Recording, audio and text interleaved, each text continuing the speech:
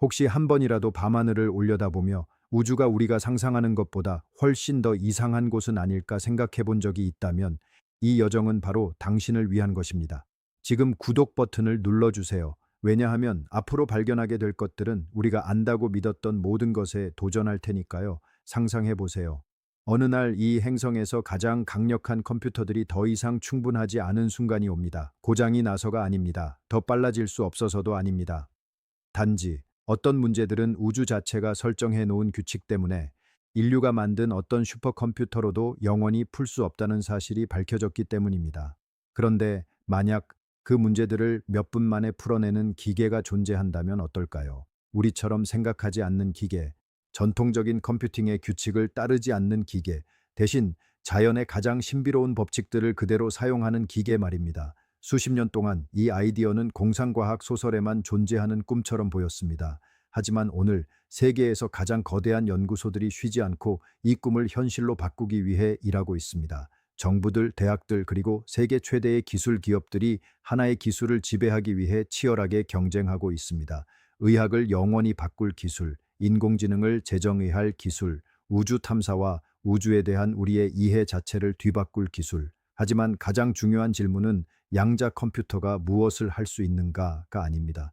진짜 질문은 이것입니다. 왜 자연은 이런 것이 존재하도록 허락했을까요? 그 답을 찾기 위해서 우리는 현대 물리학의 심장부로 여행을 떠나야 합니다. 입자들이 더 이상 평범한 물체처럼 행동하지 않는 곳, 전자 하나가 가장 경험 많은 과학자조차 놀라게 만드는 곳, 그리고 인간의 직관이 더 이상 믿을 만한 안내자가 아닌 곳으로요. 그리고 그 여정은 1981년 한 남자가 간견 무대 위에 올라 던진 단 하나의 질문에서 시작됩니다. 그의 이름은 조금 이따 밝히겠습니다. 하지만 기억해 두세요. 그가 던진 그 질문 하나가 오늘날 수십억 달러 규모의 산업 전체를 탄생시켰다는 것을 100년도 더 전 우리의 현실관을 완전히 바꿔놓은 하나의 이론이 탄생했습니다. 양자역학.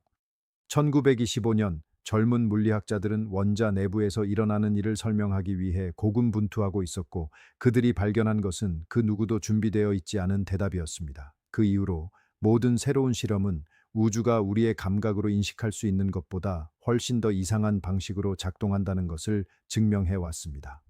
그 보이지 않는 세계에서 입자들은 항상 하나의 상태에만 머물러 있지 않습니다. 확률이 물질의 행동을 지배합니다. 불가능해 보이는 현상들이 실험실에서 반복해서 또 반복해서 나타납니다. 결정론적 물리학의 세계에서는 모든 것이 원인과 결과의 연쇄였습니다. 공을 던지면 궤도를 계산할 수 있었습니다. 행성의 움직임을 예측할 수 있었습니다. 하지만 양자 세계에서는 단 하나의 입자가 어디에 있을지조차 확실하게 말할 수 없습니다. 오직 확률만이 존재할 뿐입니다. 많은 연구자들이 이 미스터리를 이해하는 데 평생을 바쳤습니다. 하지만 그들 대부분은 이 이상한 법칙들을 받아들이는 데 그쳤습니다. 계산하고 예측하고 확인하는 것, 그것으로 충분하다고 믿었습니다. 그런데 1981년 5월 MIT와 IBM이 공동으로 주최한 한 학회에서 노벨상을 받은 한 물리학자가 완전히 다른 질문을 던졌습니다. 그는 이렇게 물었습니다. 만약 자연이 양자역학의 규칙으로 작동한다면 자연을 진정으로 이해하는 유일한 방법은 그와 똑같은 규칙으로 생각하는 기계를 만드는 것 아닐까? 그 자리에 있던 사람들에게 그 제안은 불가능해 보였습니다. 하나의 몽상, 하지만 그 몽상이 어떻게 인류 역사상 가장 야심찬 과학 프로젝트 중 하나가 되었는지, 그리고 왜 그 남자의 정체가 이 이야기 전체의 열쇠인지는 곧 알게 되실 겁니다. 그 전에 먼저 이해해야 할 것이 있습니다. 모든 것을 바꾸는 아주 단순해 보이는 하나의 차이를요. 이 도전의 규모를 이해하려면 단순해 보이지만 절대적으로 모든 것을 바꾸는 하나의 차이에서 시작해야 합니다. 우리가 매일 사용하는 전통적인 컴퓨터들은 비트라는 것으로 정보를 저장합니다. 각 비트는 오직 0 아니면 1만을 나타낼 수 있습니다. 여러분의 스마트폰부터 세계에서 가장 강력한 슈퍼컴퓨터까지 우리가 사용하는 모든 기술은 수조 개의 이 작은 이진 결정들 덕분에 작동합니다. 생각보면 놀라운 일입니다. 사진, 영화, 음악, 인공지능, 이 영상까지도 전부 결국에는 0과 1의 거대한 연쇄일 뿐입니다. 그런데 자연은 항상 그 길을 따르지 않습니다. 과학자들이 가장 작은 입자들의 행동을 연구하기 시작했을 때 그들은 우주가 기존의 기계처럼 작동하지 않는다는 것을 발견했습니다. 규칙이 완전히 달랐습니다. 입자는 여기 아니면 저기에 있는 것이 아니었습니다. 측정하기 전까지 입자는 가능한 모든 상태의 조합 속에 존재했습니다.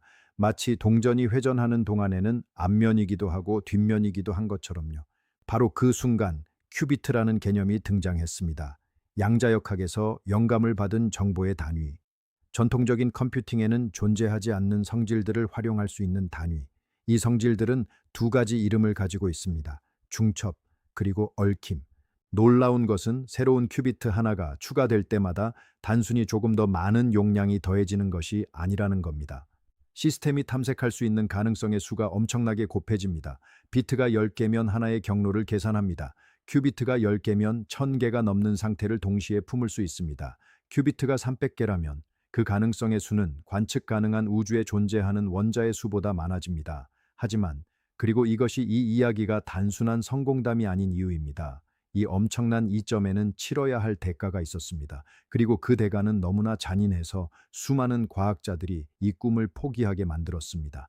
양자 세계는 믿을 수 없을 만큼 깨지기 쉽습니다. 아주 작은 진동, 미세한 온도 변화, 주변 환경의 사소한 간섭 하나가 큐비트의 상태를 무너뜨리고 계산 전체를 망가뜨릴 수 있습니다. 과학자들은 이것을 결어근남이라고 부릅니다. 양자 정보가 세상 밖으로 새어나가 버리는 현상, 마치 폭풍우 속에서 촛불 하나를 지키려는 것과 같습니다. 단 촛불이 상상할 수 있는 가장 예민한 존재이고 폭풍우가 우주 전체라는 점만 다릅니다. 그래서 지구상에서 가장 앞선 연구소들은 절대 영도에 가까운 온도에 도달할 수 있는 냉각 시스템을 개발했습니다. 약 영하 273.15도, 깊은 우주 공간보다 100배 이상 추운 환경. 사실상 양자 컴퓨터의 심장부는 우리 태양계 전체에서 가장 추운 장소 중 하나입니다. 입자들이 그들의 섬세한 양자 상태를 조금 더 오래 유지할 수 있는 극한의 환경. 이 냉각 장치의 모습은 상상과 다를 수 있습니다. 황금색 원통들이 층층이 쌓인 마치 거대한 샹들리에 같은 구조물. 과학자들은 이것을 애정을 담아 금색 샹들리에라고 부릅니다. 그리고 그 중심에서 손톱보다 작은 칩 하나가 인간이 만들어낸 어떤 것보다 추운 곳에서 진동하고 있습니다. 모든 실험은 거대한 도전을 의미합니다. 연구자들은 단순히 더 빠른 기계를 만들려는 것이 아니기 때문입니다. 그들은 자연에 존재하는 가장 복잡한 현상 중 하나를 통제하려는 것입니다. 그리고 더 깊이 나아갈수록 이 시스템들의 행동은 더 놀라워집니다. 그리고 여기서 오랫동안 물리학의 성배로 여겨져 온 무언가가 등장합니다. 바로 양자 오류 정정. 2024년 12월 이 성배를 향한 첫 번째 진짜 돌파구가 세상에 공개됩니다. 그리고 그것을 이뤄낸 칩의 이름은 이 역사 속에서 반드시 기억될 것입니다. 잠시 후 그 이야기로 돌아오겠습니다. 최근 몇 년 동안 모든 새로운 진전은 한 가지 사실을 보여주었습니다. 진보는 더 큰 프로세서를 만드는 것에만 달려있지 않다는 것. 진짜 도전은 극도로 복잡한 계산을 수행할 수 있을 만큼 충분히 오래 큐비트를 안정적으로 유지하는 것입니다. 이를 위해 물리학자, 엔지니어, 수학자로 이루어진 팀들이 함께 일하며 완전히 새로운 물질을 개발하고 현미경으로나 보이는 회로를 설계하고 외부 세계에서 오는 어떤 간섭이든 줄일 수 있는 시스템을 만들어내고 있습니다. 초전도체, 이온 트랩, 광자, 회로. 양자 컴퓨터를 향한 길이 하나가 아니라는 것은 이 경주가 얼마나 치열한지를 보여줍니다. 그럼에도 모든 실험은 여전히 엄청난 난이도의 시험입니다. 거의 감지할 수 없는 변화 하나면 시스템의 섬세한 균형이 무너지기에 충분하니까요. 그러나 모든 것이 계획대로 작동했을 때 비범한 일이 일어납니다.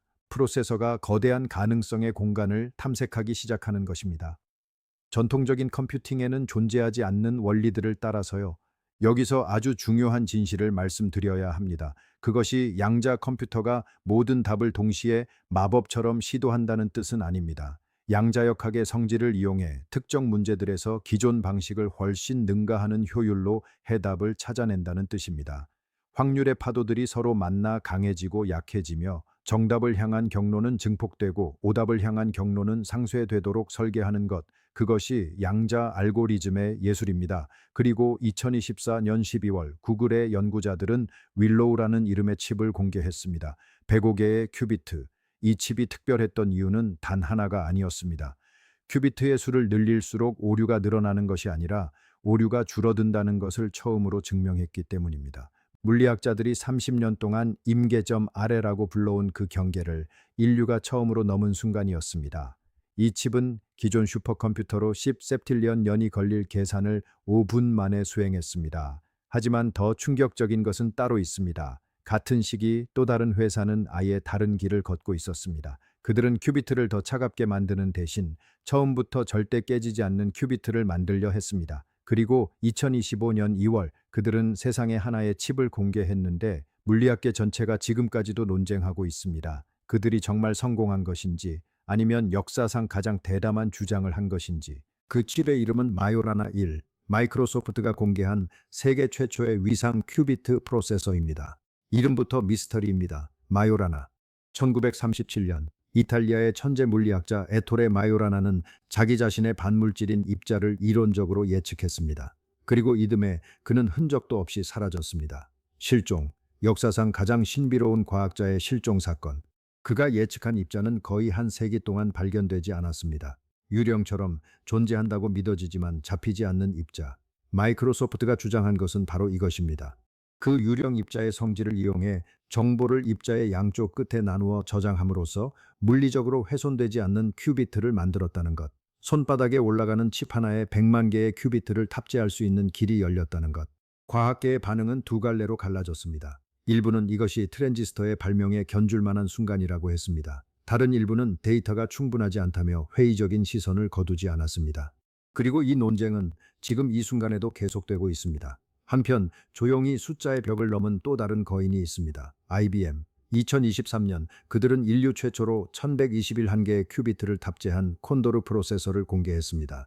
그리고 이후 156큐비트의 헤론 프로세서로 정밀함을 다졌으며 2026년 말까지 양자 우위, 즉 양자 컴퓨터가 기존 컴퓨터를 실질적으로 능가하는 최초의 순간을 시연하겠다고 공언했습니다. 그리고 퀀틴유엄이라는 회사는 56개의 이온 트랩 큐비트로 오류 정정을 통해 오류율을 800분의 1로 줄인 논리 큐비트를 만들어냈습니다. 마이크로소프트와 함께 12개의 논리 큐비트를 만들어 실제 화학 시뮬레이션을 수행하기도 했습니다. 자, 잠시 멈추고 생각해 봅시다. 1981년 한 물리학자의 몽상에서 시작된 이 이야기가 어떻게 이토록 거대한 경주가 되었을까요? 그리고 왜 세계에서 가장 똑똑한 사람들이 이 경주가 단순한 기술 경쟁이 아니라고 믿는 것일까요? 답은 이 기계들이 풀려고 하는 문제들이 우리의 일상과는 전혀 다른 차원의 문제들이기 때문입니다. 정확히 이런 이유로 연구자들은 이 기계들이 인류의 가장 중요한 분야들을 혁신할 수 있다고 믿습니다. 새로운 의약품의 발견. 지금 하나의 신약이 개발되기까지는 평균 10년 이상 수십억 달러가 필요합니다. 분자가 몸속에서 어떻게 행동할지 예측하는 것이 불가능에 가깝기 때문입니다. 하지만 분자는 양자역학적 존재입니다. 양자역학적 존재를 시뮬레이션 하려면 이제 아시겠죠. 2025년 3월 아이언큐와 엔지니어링 기업 엔시스는 36큐비트 양자 컴퓨터로 실제 의료기기의 시뮬레이션을 수행하는 데 성공했습니다. 첫걸음, 하지만 역사적인 첫걸음. 더 강하고 가벼운 신소재의 개발, 탄소 포집을 위한 새로운 촉매, 비료 생산을 혁신할 질소 고정 과정의 모방. 자연의 박테리아는 상온에서 이 일을 해내지만 인류는 전 세계 에너지의 2%를 이 과정에 쏟아붓고 있습니다. 행성의 에너지망 최적화. 그리고 전통적인 컴퓨터로는 정확하게 시뮬레이션하는 것이 불가능한 물리 시스템들의 연구. 하지만 결과가 유망할수록 더 많은 질문들이 나타납니다. 극도로 복잡한 양자 시스템의 행동을 이해하는 것은 여전히 현대 과학의 가장 큰 도전 중 하나입니다. 그리고 여기서 누구도 기분 좋게 듣고 싶어 하지 않는 질문 하나가 등장합니다. 만약 양자 컴퓨터가 충분히 강력해진다면 지금 여러분의 은행 계좌, 여러분의 메시지, 그리고 이 세계의 모든 비밀번호를 지키고 있는 암호는 어떻게 될까요? 그 답은 잠시 후에. 왜냐하면 그 질문을 이해하려면 먼저 더 큰 그림을 봐야 하기 때문입니다. 일부 물리학자들은 우리가 반세기 전 컴퓨팅의 탄생과 비슷한 순간을 살아가고 있다고 생각합니다. 미래에 나타날 응용의 대부분을 아직 모르지만 모든 것이 그 결과가 우리 문명을 상상하기 어려운 방식으로 변화시킬 것임을 가리키고 있습니다. 그리고 오늘날 이보다 더 매혹적인 문제가 하나 있습니다. 모든 실험은 우주가 우리의 감각으로 인식하는 것보다 훨씬 더 깊은 규칙을 따라 작동한다는 것을 상기시켜 줍니다. 연구소들이 이 기술을 계속 완성해가는 동안 물리학자들 사이에서 엄청난 관심을 불러일으킨 질문 하나가 떠올랐습니다. 만약 우주가 탄생의 순간부터 양자역학의 법칙을 따랐다면 모든 은하, 모든 별, 모든 원자는 수십억 년 동안 바로 그 원리들을 따라 진화해온 것입니다. 이 아이디어는 많은 연구자들이 우주를 완전히 다른 관점에서 바라보게 만들었습니다. 어쩌면 우주는 단순히 물리 현상이 일어나는 장소가 아닐지도 모릅니다. 어쩌면 모든 입자가 거대한 상호작용의 그물에 참여하는 엄청나게 복잡한 시스템일지도 모릅니다. 밤하늘을 올려다볼 때 우리는 수백만 개의 별을 봅니다. 하지만 그 이미지 뒤에는 결코 멈추지 않고 진화하는 입자와 장과 에너지에 보이지 않는 춤이 있습니다. 그 숨겨진 언어를 이해하는 것이 현대 과학의 가장 위대한 목표 중 하나가 되었습니다. 왜냐하면 모든 답이 더 깊은 질문으로 이끌기 때문입니다. 공간은 어떻게 태어났는가? 물리 법칙은 왜 존재하는가? 은하와 행성과 생명체의 존재를 가능하게 하는 기본 상수들은 어디에서 나왔는가? 그 누구도 아직 확실한 답을 가지고 있지 않습니다. 하지만 양자 컴퓨팅은 얼마 전까지 사실상 도달 불가능했던 문제들을 연구할 수 있는 도구를 제공하고 있습니다. 이 발전 덕분에 과학자들은 태초의 우주에 대한 극도로 복잡한 모델을 재현하고 새로운 입자들의 행동을 분석하고 전통적인 방법으로는 숨겨져 있는 현상들을 이해하기를 희망합니다. 가장 흥미로운 것은 모든 발견이 우리가 아직 아주 조금밖에 모른다는 것을 증명한다는 사실입니다. 우주에 대해 더 많이 배울수록 우리가 아직 모르는 모든 것의 광대함이 더 선명해집니다. 어쩌면 수십 년 후 우리는 이 시대를 인류가 현실의 진짜 작동 방식을 이해하기 시작한 순간으로 기억할지도 모릅니다. 오늘날 우리가 망원경의 발명이나 우주 탐사의 시작을 기억하는 것처럼요. 하지만 이보다 더 매혹적인 가능성이 하나 더 있습니다. 이 기계들 덕분에 얻게 될 모든 답이 훨씬 더 거대한 미스터리를 열어젖히는 것, 과학의 역사가 우리에게 아주 분명한 교훈을 가르쳐 주었기 때문입니다. 모든 위대한 발견은 결코 길의 끝이 아닙니다. 그것은 항상 새로운 모험의 시작을 표시할 뿐입니다. 하지만 가장 경험 많은 과학자들조차 불안하게 만드는 문제가 하나 있습니다. 양자 컴퓨터가 현재보다 훨씬 높은 수준의 발전에 도달했을 때 무슨 일이 일어날까요? 단순히 더 빠른 기계를 만드는 것에 관한 이야기가 아닙니다.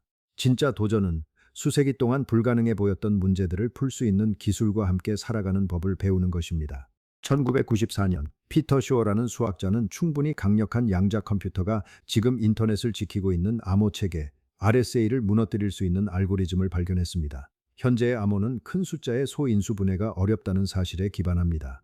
기존 컴퓨터로는 우주의 나이보다 오래 걸리는 계산. 하지만 양자 컴퓨터에게는 며칠, 아마 몇 시간. 보안 전문가들은 이 순간을 부르는 이름을 만들었습니다. Q-Day. 양자 컴퓨터가 기존 암호를 깨는 날. 그리고 더 불안한 사실이 있습니다. 지금 이 순간에도 누군가는 암호화된 데이터를 수집해 저장하고 있습니다. 나중에 해독하기 위해서. 지금 수학하고 나중에 해독한다. 이 전략의 이름입니다. 일부 전문가들은 맞춤형 의약품을 몇 시간 안에 설계하고 놀라운 특성을 가진 신소재를 발견하고 지구의 에너지망을 최적화하고 오늘날 숨겨져 있는 생물학적 과정들까지 이해하는 미래를 상상합니다. 그러나 다른 이들은 모든 위대한 기술 혁명이 막대한 책임을 동반한다는 것을 상기시킵니다. 이렇게 강력한 도구는 인류의 진보를 가속화하는 데 사용될 수 있지만 동시에 정보를 보호하고 이 지식의 책임 있는 사용을 보장하는 새로운 방법을 만들어야 합니다. 세계 각국은 이미 양자 내성 암호, 양자 시대에도 깨지지 않는 새로운 자물쇠를 표준화하기 시작했습니다. 역사는 모든 과학적 진보가 아무도 예측하지 못한 방식으로 사회를 변화시킨다는 것을 증명합니다. 전기에서 그랬고, 비행에서 그랬고, 인터넷과 우주 탐사에서도 그랬습니다. 양자 컴퓨팅은 그 역사의 다음 위대한 챕터가 될 수 있습니다. 가장 매혹적인 것은 우리가 이 기계들을 개발하면서 우주 자체에 대한 새로운 질문들도 함께 발견한다는 사실입니다. 모든 실험은 현실이 우리의 감각이 인식할 수 있는 것보다 훨씬 더 복잡하고 우아하다는 것을 드러냅니다. 어쩌면 가장 위대한 발견은 혁명적인 프로세서도 불가능한 계산도 아닐 것입니다. 어쩌면 진짜 발견은 우주를 지배하는 법칙 중 우리가 아직 아주 작은 부분만 알고 있다는 것을 깨닫는 일일지도 모릅니다. 자, 이제 그 남자의 이야기로 돌아갈 시간입니다. 1981년 MIT와 IBM이 공동 주최한 계산의 물리학 학회. 청중은 최고의 물리학자들과 컴퓨터 과학자들로 가득했습니다. 그리고 무대 위에 선 남자는 흰색 와이셔츠 소매를 걷어붙인 채 특유의 눈빛으로 청중을 바라보며 말을 시작했습니다. 그의 이름은 리처드 파인먼. 노벨 물리학상 수상자, 양자 전기역학의 아버지, 물리학 역사상 가장 자유로운 영혼, 봉고 드럼을 연주하고 금고를 따는 취미가 있었고 누구보다 깊이 자연을 이해하면서도 아무도 양자 역학을 진짜로 이해하지 못한다고 말할 용기가 있었던 사람. 그날 파인먼이 무대 위에서 한 말은 그대로 인용할 가치가 있습니다. 그는 이렇게 말했습니다. 자연은 고전적이지 않습니다. 이놈아, 그러니까 자연을 시뮬레이션하고 싶다면 양자 역학적으로 만들어라. 유머러스했지만 동시에 선언이었습니다. 전통적인 컴퓨터로는 원리적으로 자연을 흉내낼 수 없다는 것. 왜냐하면 자연은 확률로 생각하고 중첩으로 존재하고 얽힘으로 연결되어 있기 때문. 그러니 자연을 이해하고 싶다면 자연과 같은 언어를 쓰는 기계를 만들어야 한다. 그 강연은 컴퓨터로 물리학을 시뮬레이션하기라는 제목의 논문으로 출판되었고 지금까지 16,000회 이상 인용되며 양자 컴퓨팅이라는 학문 전체의 창시 문서가 되었습니다. 윌로우를 만든 엔지니어도 마요라나 이를 설계한 물리학자도 콘도르의 큐비트를 배열한 연구자도 모두가 그날 무대 위에 선 한 남자의 질문에 대답하고 있는 것입니다. 그리고 여기서 이 영상의 가장 깊은 질문이 떠오릅니다. 우리는 비범한 도구를 만들고 있는 것일까요? 아니면 우리는 단지 우주가 태초부터 사용해온 언어를 말하는 법을 배우고 있는 것일까요? 모든 세대는 자신들이 우주를 거의 완전히 이해하는 데 가까워졌다고 생각했습니다. 그러나 시간은 언제나 모든 답 뒤에는 탐험을 기다리는 새로운 미스테리들이 나타난다는 것을 증명했습니다. 아마 그것이 과학의 본질일 것입니다. 미지의 세계를 향해 한 걸음씩 나아가는 것, 모든 발견이 더 커다란 문을 연다는 것을 받아들이는 것, 그리고 인류를 첫날부터 이끌어온 호기심을 살아있게 하는 것. 우리가 별들을 계속 관찰하고 양자 세계를 계속 탐험하는 동안 한 가지만은 확실해 보입니다. 우주는 여전히 현실에 대한 우리의 시각을 영원히 바꿀 수 있는 비밀들을 간직하고 있습니다. 그리고 어쩌면 언젠가 우리가 뒤를 돌아봤을 때 이 시대가 우리가 우주의 가장 깊은 언어를 해독하기 시작한 바로 그 시대였다는 것을 깨닫게 될지도 모릅니다. 시간의 기원부터 자연의 법칙들 사이에 쓰여 있던 언어를요. 2025년 유엔은 그 해를 국제 양자 과학 기술의 해로 선포했습니다. 양자 역학이 태어난 지 정확히 100년이 되는 해였기 때문입니다. 한 세기, 이상한 이론 하나가 인류의 가장 야심찬 기술이 되기까지 걸린 시간. 100년 전의 젊은 물리학자들이 이 광경을 본다면 그들은 무엇이라 말할까요? 운이 여정이 여러분의 호기심을 깨웠다면 구독해 주세요. 이곳에서 우리는 우주의 가장 큰 미스테리들을 계속 탐험할 것이니까요. 매번 하나의 매혹적인 이야기로. 그리고 이제 가장 중요한 질문에 도달했습니다. 100년 후 다음 세대들이 우리의 시대를 돌아볼 때 아마 그들은 어떤 스마트폰이 가장 많이 팔렸는지, 어떤 컴퓨터가 가장 빨랐는지 기억하지 못할 것입니다. 어쩌면 그들은 이 순간을 인류가 우주가 상상했던 것보다 훨씬 더 비범하다는 것을 이해하기 시작한 바로 그 순간으로 기억할지도 모릅니다. 양자 컴퓨팅은 마법 같은 답을 약속하지 않습니다. 하룻밤 사이에 모든 미스터리를 풀어주지도 않을 것입니다. 하지만 수세기 동안 답하는 것이 불가능해 보였던 질문들을 탐험할 새로운 길을 제시합니다. 모든 진보는 우리를 물질이 어떻게 작동하는지, 우주가 어떻게 태어났는지, 존재하는 모든 것을 지배하는 보이지 않는 법칙들이 무엇인지 이해하는 데 조금 더 가까이 데려다 줍니다. 우리가 우주의 모든 비밀을 영원히 알지 못할 수도 있습니다. 그러나 모든 발견은 인간의 호기심이 여전히 우리 종의 가장 강력한 힘 중 하나라는 것을 증명합니다.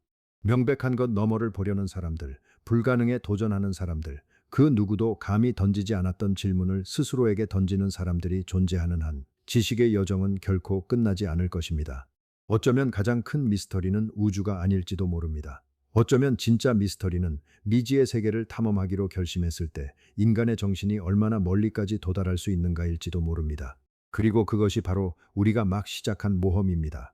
파인먼은 생애 마지막까지 칠판에 한 문장을 남겨두었다고 합니다. 내가 창조할 수 없는 것은 나도 이해하지 못한다. 그의 칠판 위 그 문장은 이제 인류 전체의 도전 과제가 되었습니다. 이 여정의 끝까지 함께 해주셔서 감사합니다. 이 영상이 여러분의 호기심을 깨웠고 우주와 시간과 과학의 가장 큰 수수께끼들을 계속 탐험하고 싶으시다면 구독해주세요. 알림을 켜주시고 다음 에피소드에서 함께 해주세요. 저 밖에는 여전히 발견되기를 기다리는 셀 수 없이 많은 비밀들이 존재하고 있으니까요. 그리고 다음 시간에는 1981년 파인먼의 그 질문이 시작한 것보다 훨씬 더 이상한 질문 하나를 탐험할 예정입니다. 만약 우주 전체가 하나의 거대한 양자 계산이라면, 그렇다면 이 계산을 실행하고 있는 것은 대체 무엇일까요? 우리는 함께 우주를 계속 탐험할 것입니다. 한 번에 하나의 미스터리씩.